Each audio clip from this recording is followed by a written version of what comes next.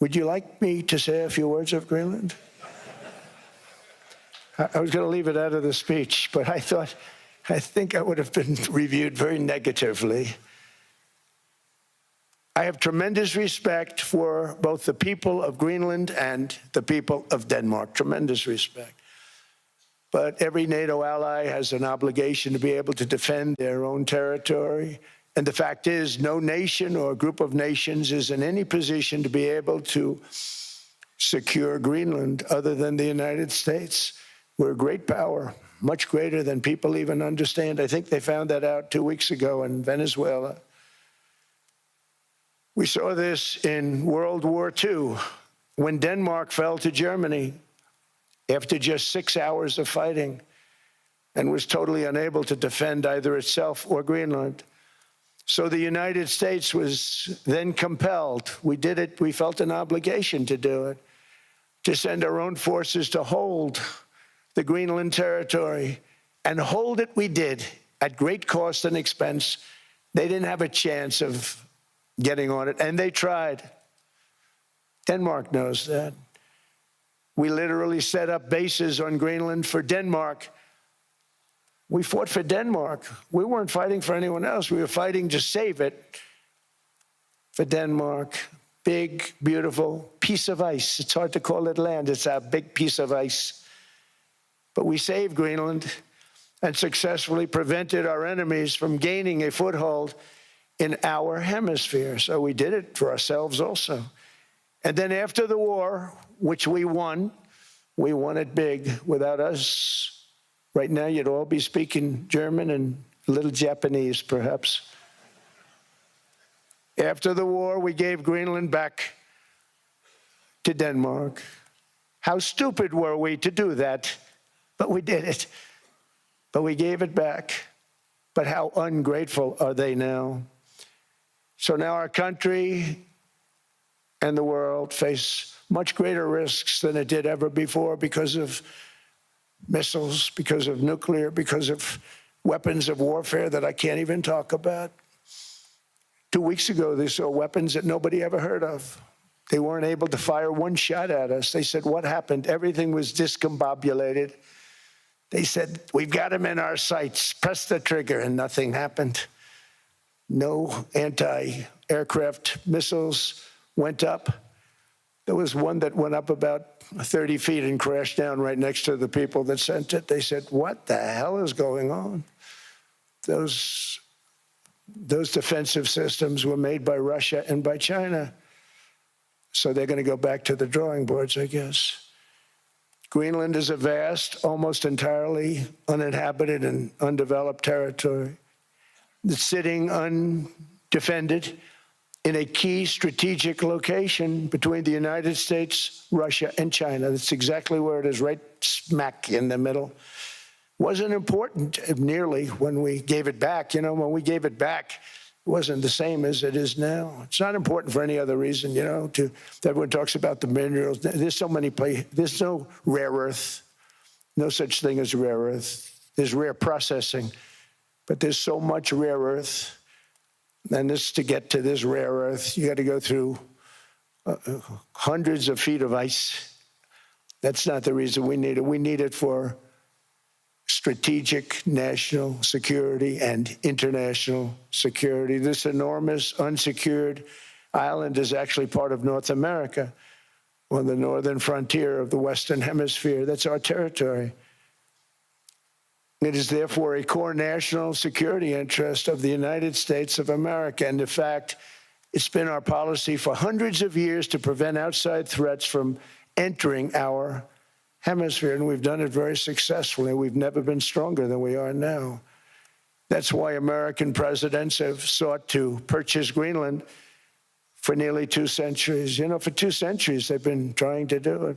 They should have kept it after World War II, but they had a different president. That's all right. People think differently. Much more necessary now than it was at that time, however. In 2019, Denmark said that they would spend over $200 million to strengthen Greenland's defenses. But as you know, they spent less than 1% of that amount. 1%. There's no sign of Denmark there. And I say that with great respect for Denmark, whose people I love, whose leaders are very good.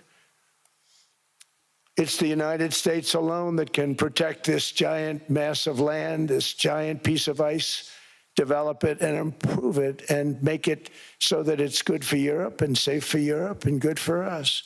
And that's the reason I'm seeking immediate negotiations to once again discuss the acquisition of Greenland by the United States, just as we have acquired many other territories throughout our history, as many of the European nations have. They've acquired, there's nothing wrong with it.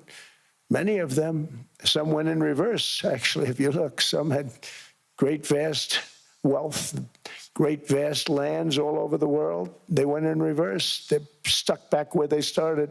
That happens too. But some grow. But this would not be a threat to NATO. This would greatly enhance the security of the entire alliance, the NATO alliance. The United States is treated very unfairly by NATO. I want to tell you that. And when you think about it, nobody can dispute it. We give so much and we get so little in return. And I've been a critic of NATO for many years. And yet I've done more to help NATO than any other president by far, than any other person. You wouldn't have NATO if I didn't get involved in my first term. The war with Ukraine is an example. We are thousands of miles away, separated by a giant ocean. It's a war that should have never started, and it wouldn't have started if the 2020 U.S. presidential election weren't rigged. It was a rigged election. Everybody now knows that. They found out. People will soon be prosecuted for what they did. It's probably breaking news, but it should be. It was a rigged election. You can't have rigged elections. You need strong borders, strong elections, and ideally a good press. I always say it. Strong borders, strong elections, free, fair elections, and a fair media. The media is terrible. It's very crooked. It's very biased, terrible. But someday it'll straighten out because it's losing all credibility. Think of it, when I went in a landslide, a giant landslide, won all 7 swing states, won the popular vote, won everything, and I only get negative press. That means that it has no credibility. And if they're going to get credibility, they're going to have to be fair. So you need a fair press. But you also need those other elements. And I inherited a terrible, terrible situation. If you look, the border was open. The inflation was raging. Everything was bad with the United States when I came into office.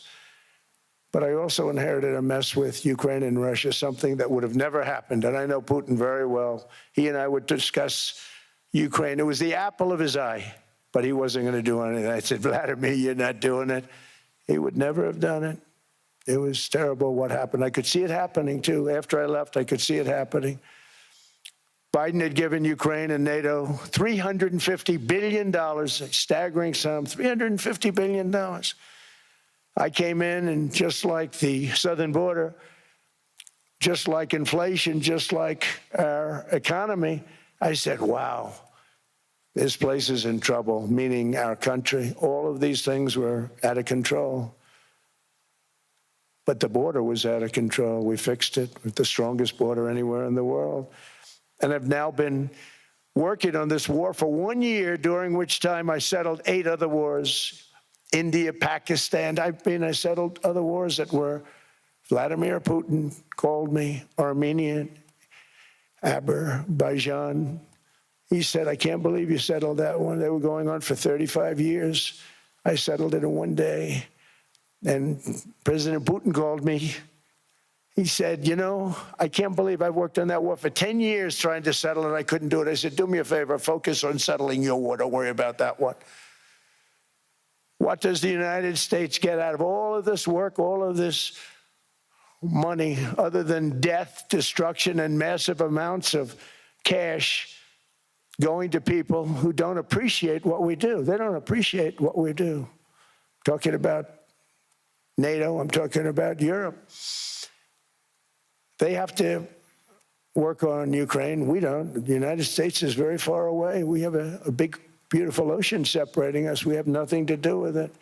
Until I came along, NATO was only supposed to pay 2% of GDP but they weren't paying. Most of the countries weren't paying anything.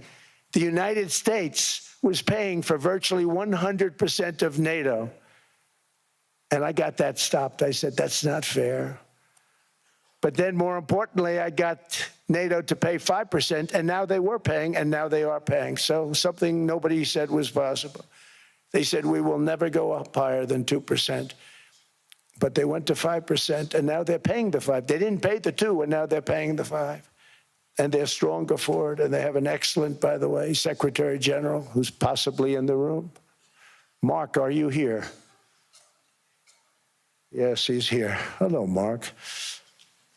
We never asked for anything, and we never got anything. We probably won't get anything unless I decide to use excessive strength and force, where we would be, frankly, unstoppable. But I won't do that. Okay? Now everyone's saying, oh, good. That's probably the biggest statement I made, because people thought I would use force. I don't have to use force. I don't want to use force. I won't use force. All the United States is asking for is a place called Greenland, where we already had it as a trustee, but respectfully returned it back to Denmark not long ago after we defeated the Germans, the Japanese, the Italians, and others in World War II. We gave it back to them. We were a powerful force then, but we are a much more powerful force now, after I rebuilt the military in my first term and continue to do so today. We have a budget of $1.5 trillion. We're bringing back battleships. The battleship is 100 times more powerful than the great battleships you saw in World War II, those great, big, gorgeous ships, the Missouri, the Iowa, the Alabama. Because I thought maybe we could take them out of mothballs. They said, no, sir, these ships are 100, think of that, 100 times more powerful than those big, magnificent pieces of art that you saw so many times ago, that you still see on television. You say, wow, what a force. 100 times, each ship 100 times more powerful than the big battleships of the past. So that was the end of the mothball story.